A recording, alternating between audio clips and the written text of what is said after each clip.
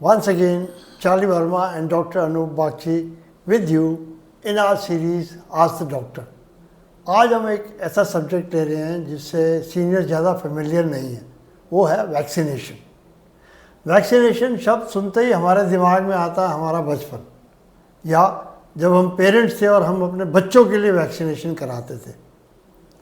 इसके लिए एक बड़ा सेट पैटर्न है बच्चों के लिए, सब एक प्लान बनी हुई है, कौन सा वैक्सीनेशन कब लगना चाहिए, कौन सी उम्र में, ये सब पेरेंट्स की रिस्पॉन्सिबिलिटी होती है और गवर्नमेंट ने बड़ा अच्छा सिस्टम बनाया हुआ है।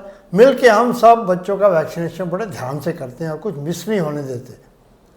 पर हम ये नहीं पहचानते कि वही सब वैक्सीनेशन अब हमें सीनियर्स होते हुए भी चाहिए। अब कौन सी वैक्सीनेशन है इसको हम आज डिस्कस करेंगे, पर वो वैक्सीनेशन सीनियर्स के लिए बहुत ज़रूरी है क्योंकि आजकल हम सबका लाइफ स्पैन बढ़ चुका है। जो वैक्सीनेशन आपको बचपन में लगी थी वो अब उसका असर ख़त्म हो गया है, आपको दोबारा से वैक्सीनेशन करानी पड़ेगी। तो इसलिए आज हम इस पर बात करेंगे। एक्चुअली हमने सब ने आइडेंटिफाई किया कि 5 मेन वैक्सीनेशन हैं जो आपको एज सीनियर चाहिए। उसमें से 2 तो हैं, सबसे पहले गिनते हैं हम फ्लू की, जो तो हर साल लेनी है, और उसके साथ आती है 2 और, शिंगल्स और न्यूमोकोकल। न्यूमोकोकल निमोनिया के लिए होता है। इन दोनों को 2-2 डोज मिलते हैं। डॉक्टर साहब, इनको हम प्रायोरिटाइज कैसे करें, कौन सी पहले लें कौन सी बाद में लें?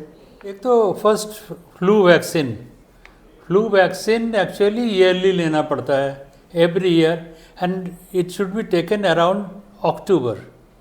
जैसे विंटर आता है, विंटर से पहले आप ले लो, सो दैट विंटर में you are healthy. If you ever had chicken pox, आपका प्रायोरिटीज़ में फर्स्ट आपका शिंगल्स ही आएगा।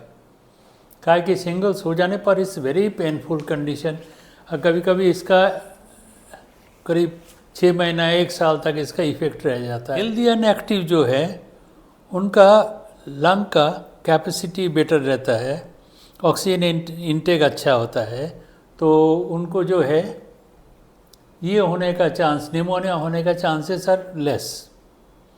बट जो बेडरिडन रहते हैं या वेरी वीक, वो पड़े रहते हैं दिन भर, तो उसमें ऑक्सीजन एंटर नहीं करता है लंग में उतना जितना करना चाहिए।